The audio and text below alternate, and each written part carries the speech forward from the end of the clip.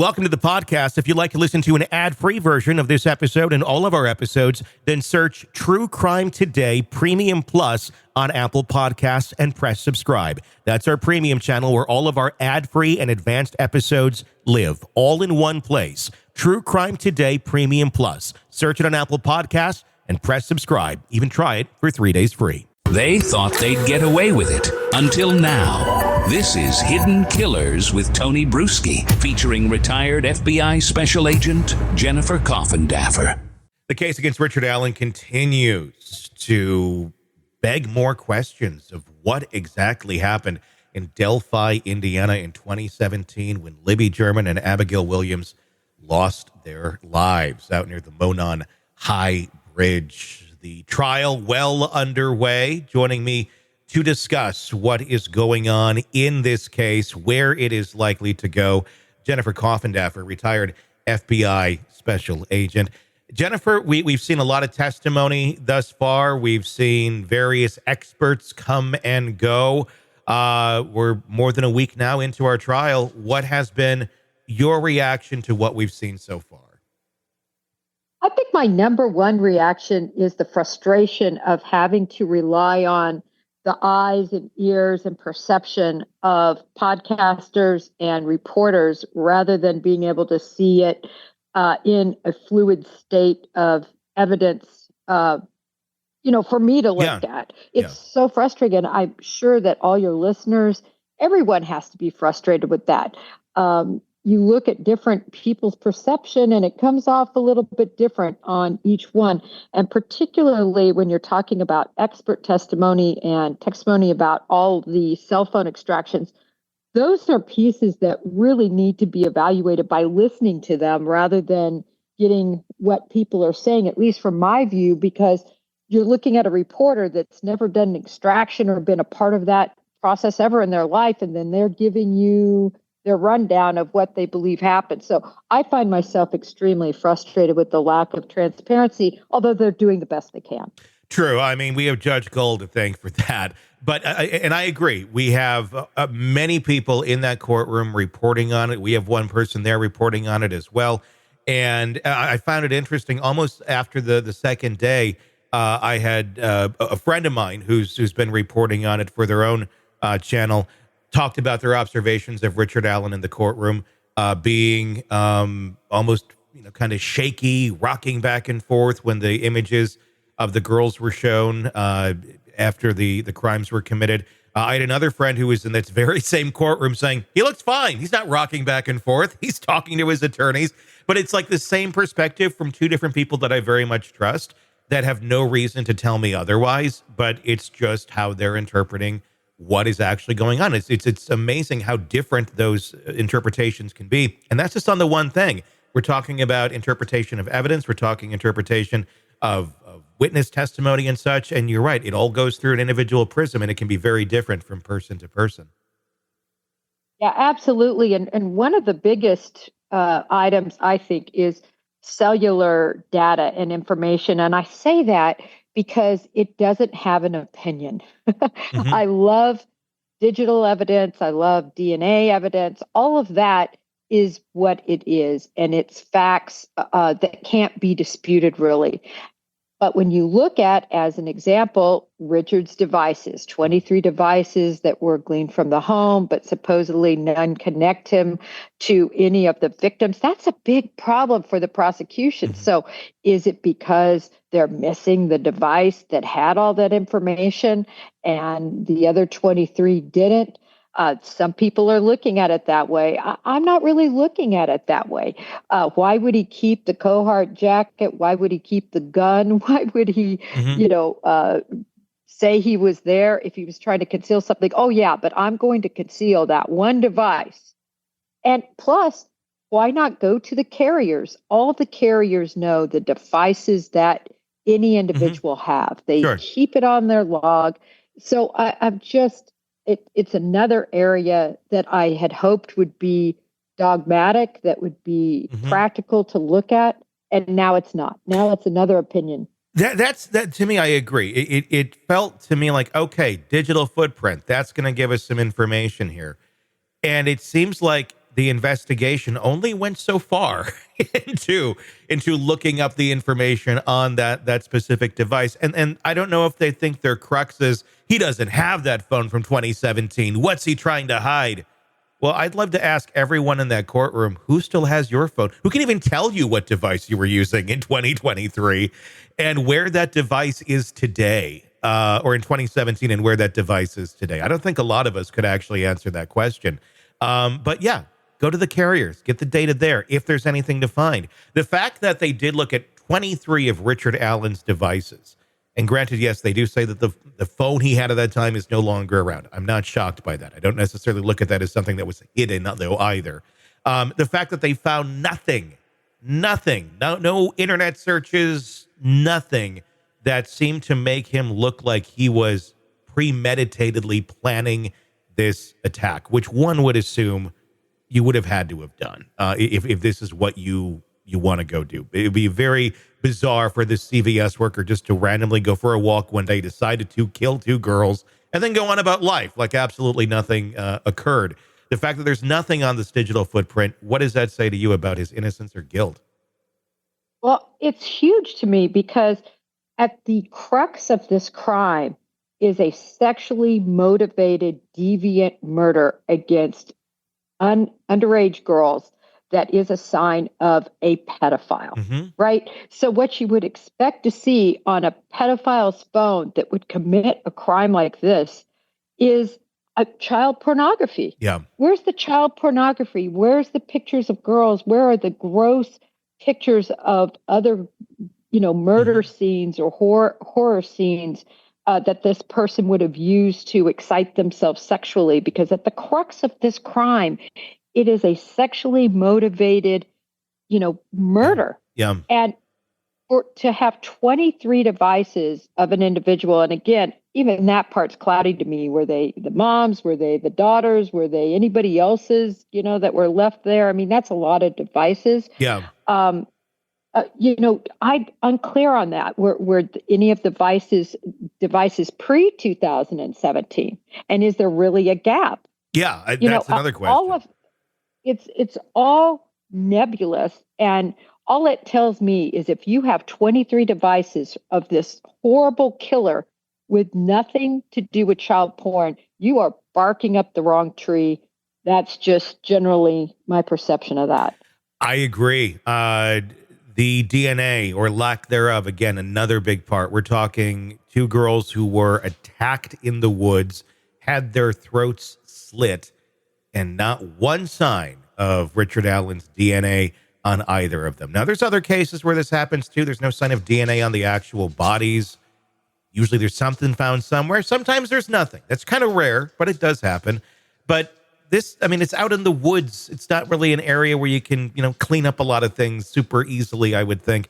And they didn't see a man walking around out there in like a hazmat suit or something that he immediately changed out of after killing two girls. That too, that's another part to this case that doesn't make a lot of sense. There's no evidence that puts him there DNA wise, and even by eyewitness accounts. There's no eyewitness accounts because they were all over the board. Shotgun, whether you're talking about the vehicle or whether you're talking about the description, it's all over the board.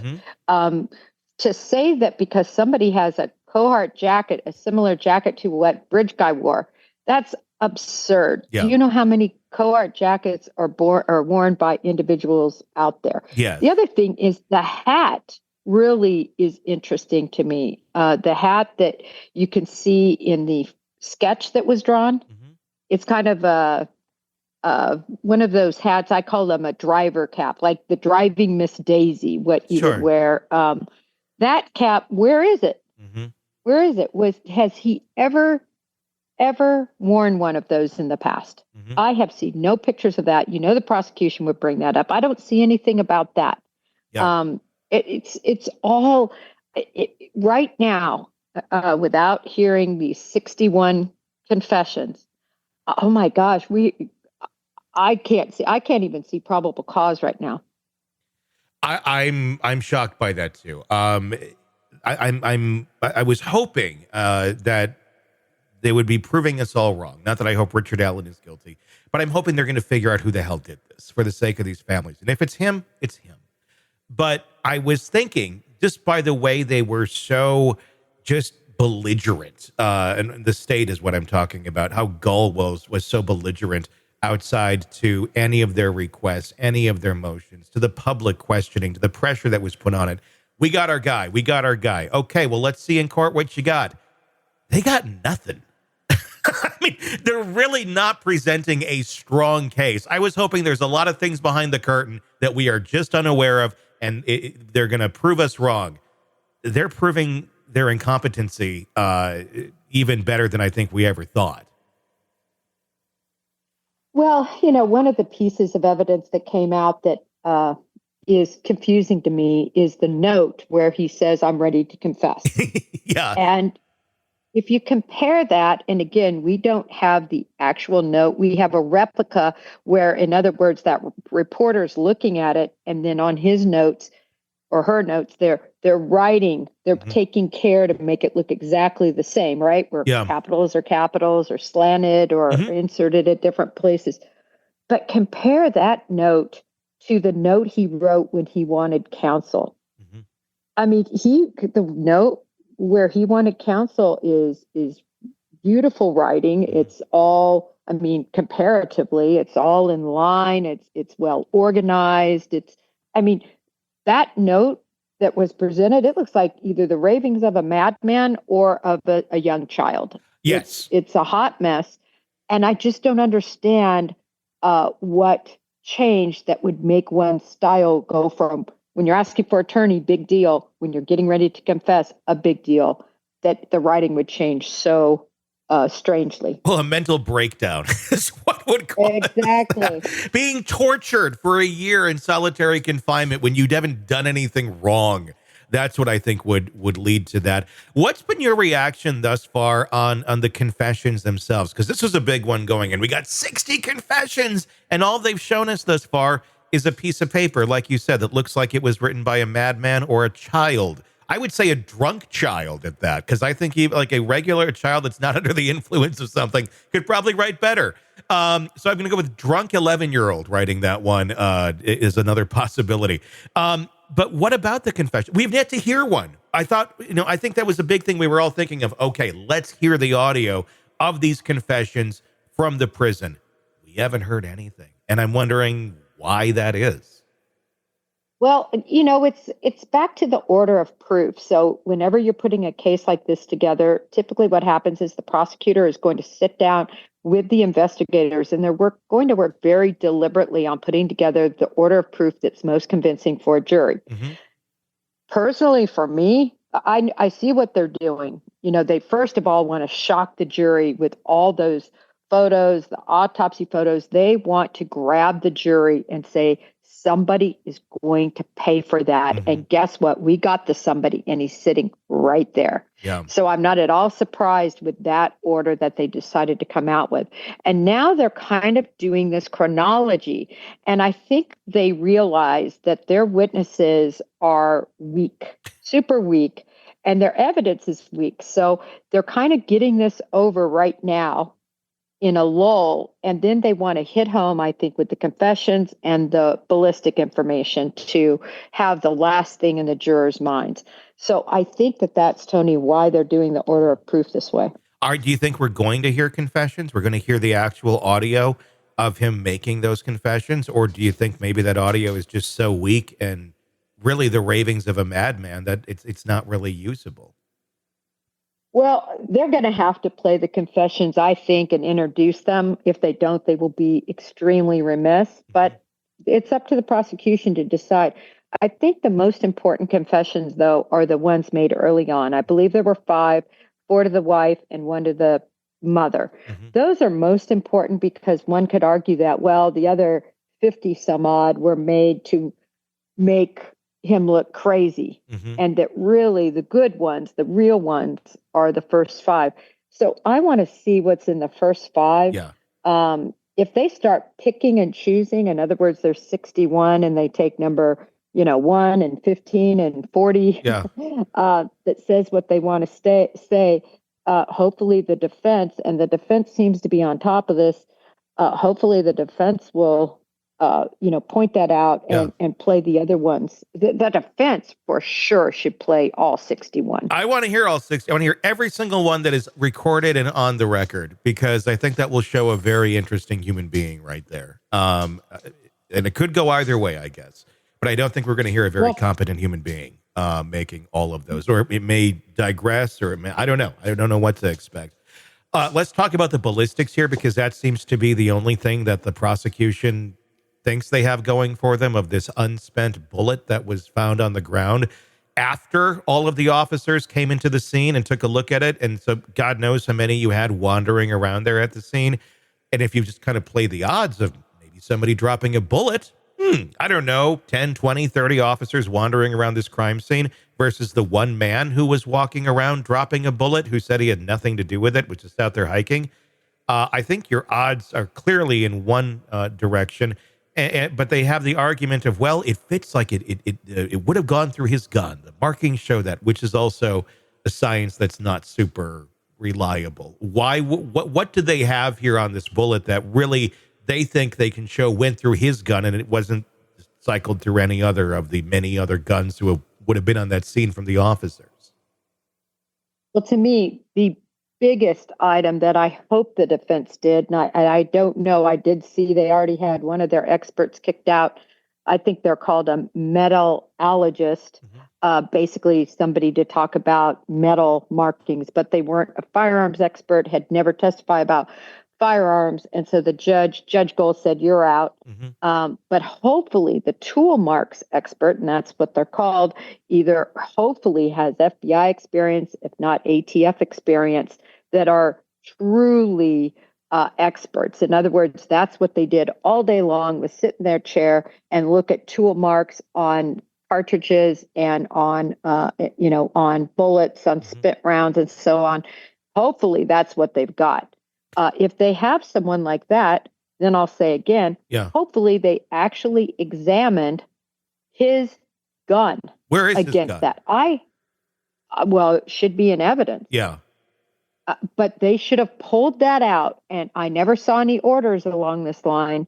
And I tell you, I think this could be major, because you saw in the ruling by the judge just yesterday, I believe it was, saying, listen, plus this guy, not only is he not a firearms expert, he is not an expert in terms of, he didn't look at it. He didn't look at Richard Allen's gun. He didn't conduct any ballistic shooting from Richard Allen's gun or ejection of a bullet from Richard Allen's gun.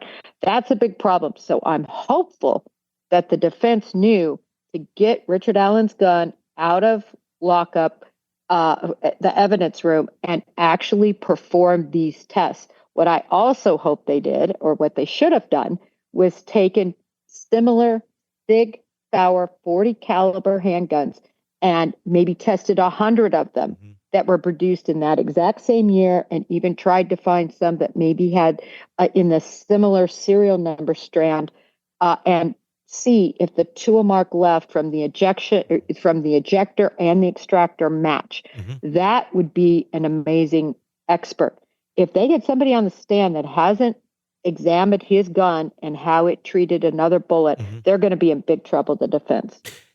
I know I've been hearing over and over, like, that science is kind of give me your opinion. You're the firearms expert here.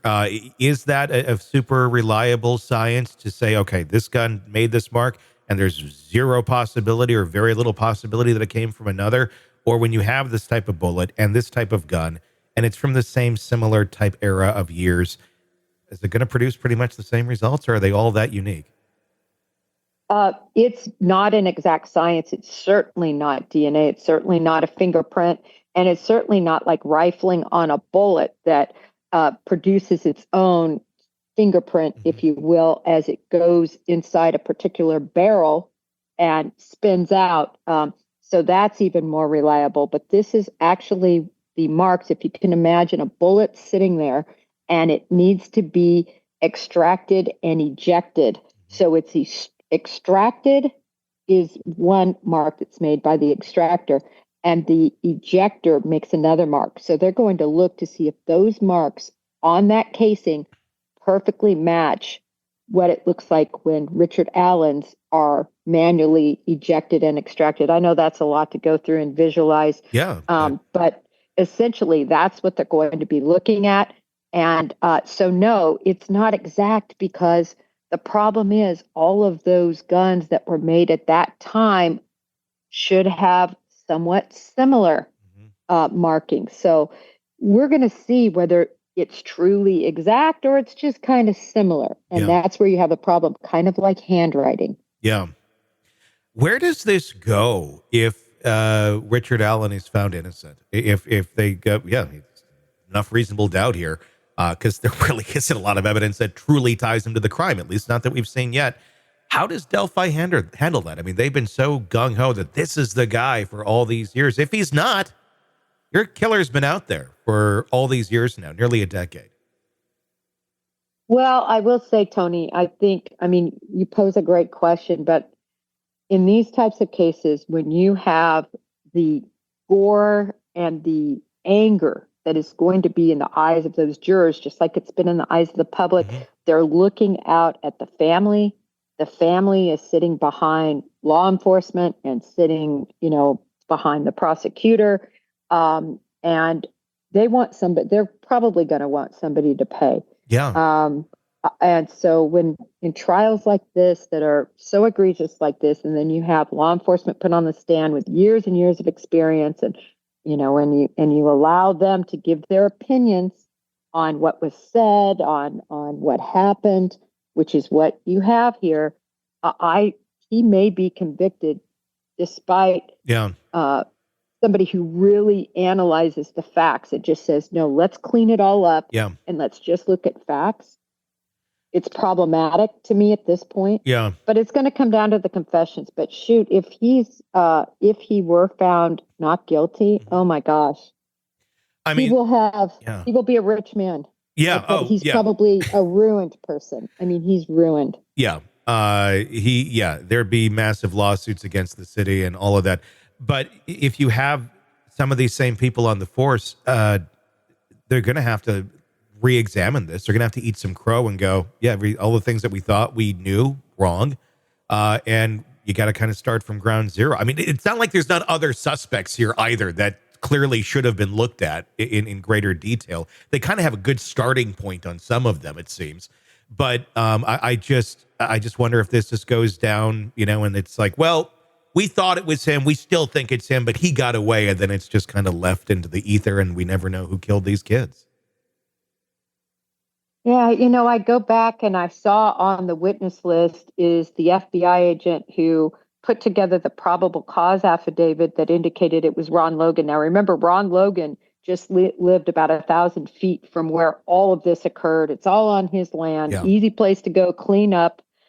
He falsified an alibi. He had somebody lie for him about an alibi. Some people want to argue, oh, they did that because he didn't want to get caught driving on a suspended license. No, that's not why he had somebody fabricate a lie. He drove all the time. So, I don't know. He also wore those cohort jackets. He looks exactly like the original mugshot.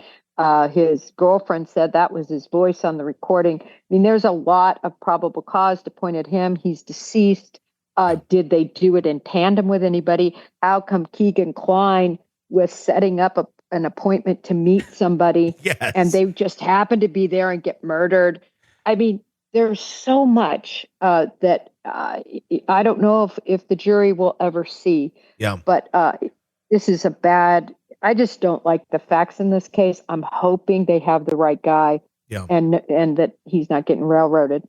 Well, and if they don't have the right guy and maybe the right guy is dead, I mean, I don't know where that goes, but I mean, there's certainly a spotlight on several other people that goes, clearly they should look at this. It looks like they were probably involved in some way, shape, or form. And none of those people happens to be Richard Allen. That's the shocking part of all of this. The man that's standing trial has like the least amount on him. And it's mind blowing, but it is what it is.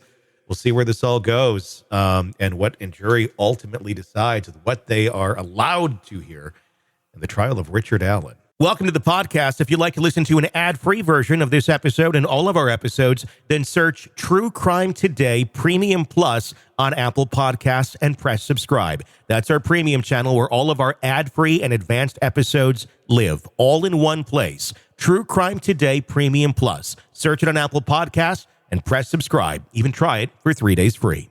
You're in the thick of a true crime saga, every detail sinking in, and then, wham, a commercial about something you couldn't care less about. It's like being served a microwaved dinner at a 5-star restaurant. But it doesn't have to be this way. Go for True Crime Today Premium Plus on Apple Podcasts. With True Crime Today Premium Plus, you get uninterrupted, ad-free episodes, extended interviews that dig even deeper into the muck, and early access so you can brag to your friends. It's like ordering the secret menu at a crime buffet. So, search for True Crime Today Premium Plus on Apple Podcasts, subscribe, and savor every twisted detail without interruption.